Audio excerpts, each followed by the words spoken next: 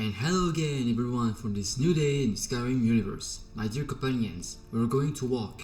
With me, you will discover we reach a pivotal point in our journey as we turn our gaze towards the heart of the game, its mechanics, gameplay. This sixth week is the capstone of our analysis, where we will dissect the very elements that make Skyrim an RPG masterpiece.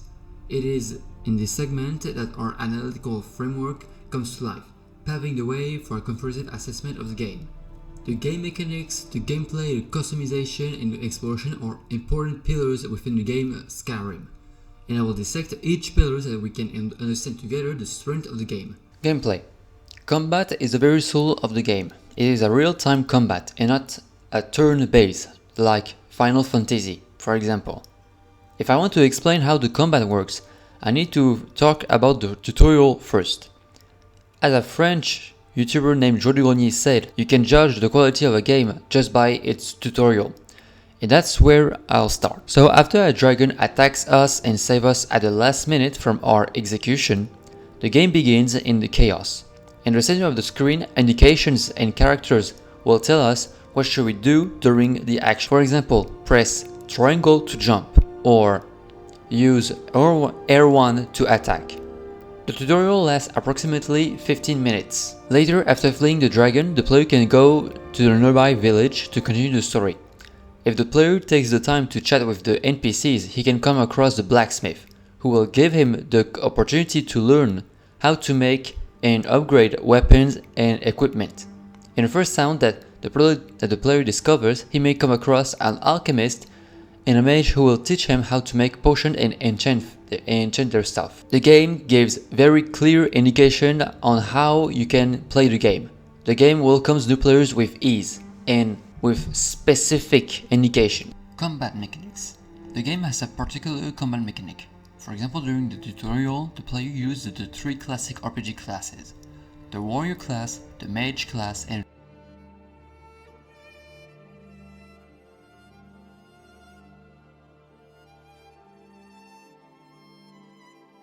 thief class.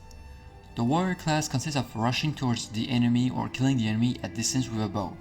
The mage class is using fire and healing spell, or the thief class is breaking locks and advancing discreetly without being pointed out.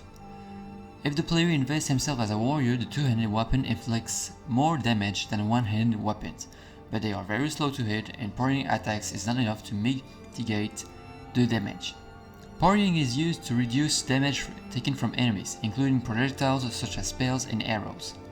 One-handed weapons are even more maneuverable, but do less damage than two-handed weapons. Heavy armor takes more damage but disadvantages stealth. Smithing is a great skill to upgrade more powerful armor and weapons. And archery is a great weapon to deal with dangerous enemy or group of enemy from far distance. Concerning the mage class, some enemies are sensitive to fire, lightning, or ice spells. The player must adapt their spell to defeat the enemy. There are schools of magic like illusion, alteration, or conjuration. Alteration spells are used to manipulate their environment.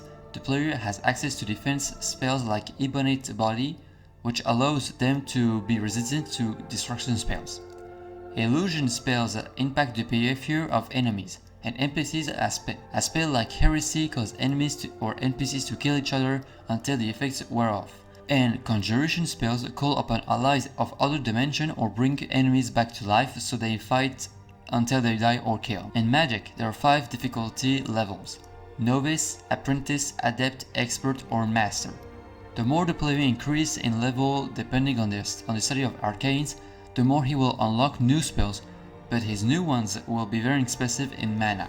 While in the thief class, the player can benefit from light armor abilities. Unlike his heavy armor counterparts, light armor does not make noise in stealth but take less damage.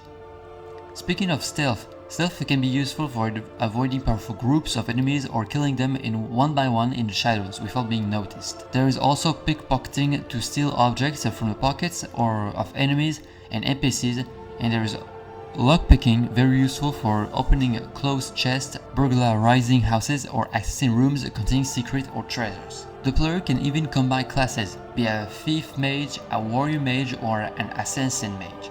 Personally, I'm more of an assassin mage because I have a spell that allows me to summon a bow.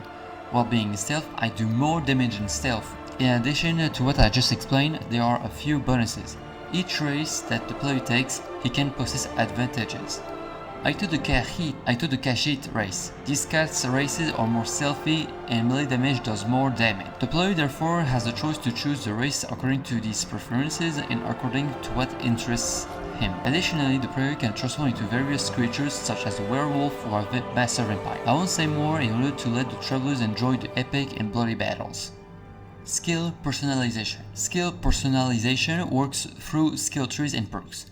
As I sufficiently mentioned before, skills are grouped into categories like combat, magic, and stealth. As you use specific skills, the more you improve your skills. How it functions. By gaining skill level, you can then earn perk points. The perks are special abilities you unlock within skill trees. Players allocate perk points to tailor your character's abilities to your playstyle. Perks customization created specialized characters like warrior, mages, and Steve, as I already said much time. The game also offers a non-linear progression which allows the players to choose the skills and perks to suit their preferences and adapt to an in-game challenges. Skill personalization works through skill trees and perks. By gaining skill levels, you can earn perk points. The perks are special abilities to unlock within skill trees. For example, in Destruction skill tree, the more you use fire, if you unlock a specific perk from fire, fire can do more damage and the enemy can flee. You can allocate perk points to tailor your character's abilities to your playstyle. Perks customization create specialized characters. The game offers a non-linear progression that allows you to choose skills and perks to suit your preferences and adapt to an in-game challenges. If the player wants to follow the path he prefers, with each level gain he must invest level points and aptitude to unlock skills. Many RPGs including Skyrim use skill trees to represent different abilities and attributes that can be improved. Players earn experience points and allocate them to specific skills or abilities, allowing for skill personalization. For example, a player can invest in one-handed weapons, archery, or magic depending on their desired character build. Skill personalization enables players to adapt their characters to their preferred playstyle. This can range from being a master sword fighter, a proficient mage, or a stealthy rogue, or a hybrid character, as I mentioned before. The choices made regarding skill development have a direct impact on how they approach challenges and combat encounters. My advice when playing the game is to find a happy medium across skill sets and invest in skills from all three classes, because if we invest everything in a single class, the game will not be fun and even less easy. For example, in certain factions, like those of the Thieves Guild or that of the Dark Brotherhood, I will talk about the faction of the game in a future video, stealth is essential to avoid being spotted or pickpocketing to take an object without being spotted. If you waste all your points and skills other than pickpocketing, the game will be less fun, and the problem is that the more you level up, the longer it will take to pass another level. In addition to combat and skills, exploration is the center of the game. Exploration is an opportunity for the player to get to know the Skyrim universe. Exploration can lead to the discovery of ancient tombs containing treasures or discovering mines guarded by enemies or passive NPCs, or even caves infested with bears or trolls. During an exploration in detail, no matter the location, it can be the subject of a quest. I will come back another day for the quest and the storyline. These discoveries can enhance their characters' capabilities and influence their progression in the game. Exploration is a fundamental aspect of many open-world games, including the Elder Scrolls V Skyrim. These games feature expansive open-ended game worlds with a high degree of freedom for players to explore at their own pace. Exploration encourages the player to discover hidden locations, uncover secrets, and immerse themselves in the game world. It can involve wandering through. On the top of that, the game is an open world. These kind of games offer a non-linear progression. Players can choose where to go and what quests to pursue, allowing them to personalize their gaming experience. The exploration aspect encourages players to find their own path and adapt the game world to their playstyle.